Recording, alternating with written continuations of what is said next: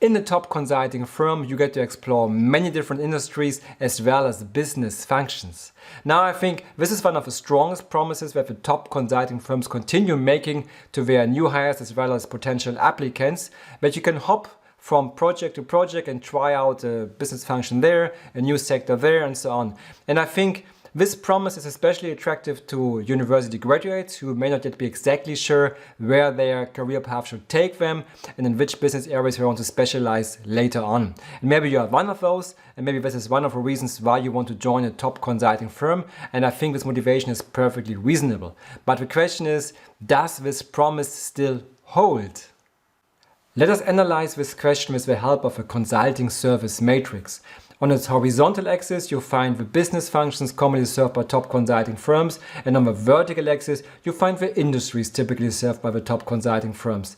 Now, your expectation to be able to explore different business areas may translate to the idea that you want to do your first project in banking digital, and then maybe your second project in automotive operations, and then your next project in telecommunications organization.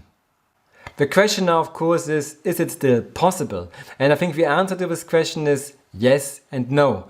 I mean, if you join a specialized boutique consulting firm, then of course you're restricted to the focus that this consulting firm has. So for instance, if you join a boutique consulting firm with a focus on consumer goods, then from the beginning of your consulting career, you will be focused on consumer goods topics and projects. Frankly, this is one of the reasons why I really liked joining McKinsey, because it is the world's largest management consulting firm out there, and as such, you, by definition, you have a greater selection of projects that you can generally choose from. There also is this interesting dynamics occurring when you join as an experienced hire. So say you come with a background of 3 years in financial services, and you may have joined the consulting firm with the intention to now try something else, because that's the promise, right?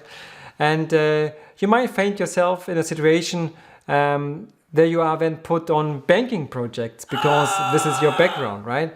And you may actually have to fight a bit to go into a different direction if you want to do so.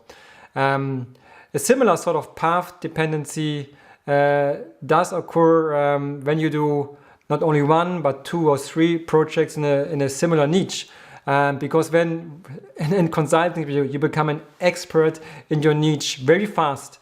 And also it's a people issue, right? Because you keep working with the same people and they carry you along.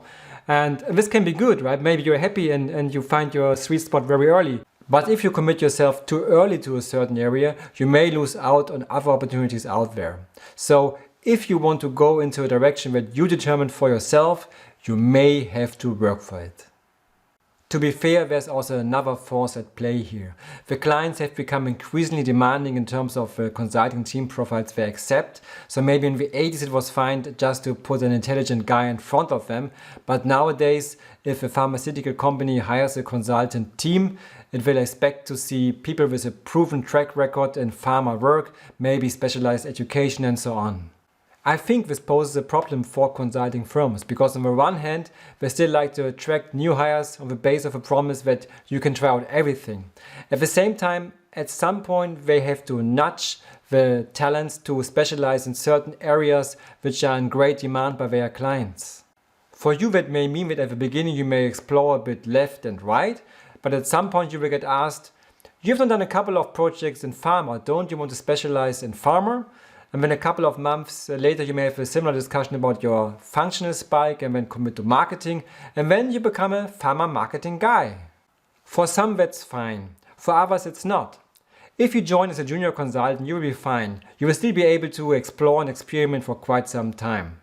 But be assured that at some point in your career, you will get asked, what is now the topic that you want to stand for?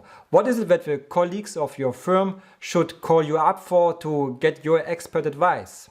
And this may happen at the project manager stage or a bit earlier or later, but by the time you have become a partner, you certainly will have specialized.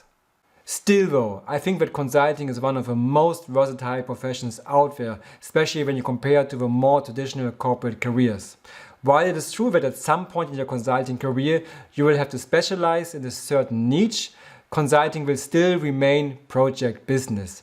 And that means that you will still have to hop from project to project, and each project poses a new challenge that you have to crack, you will have to take on a new perspective and so on.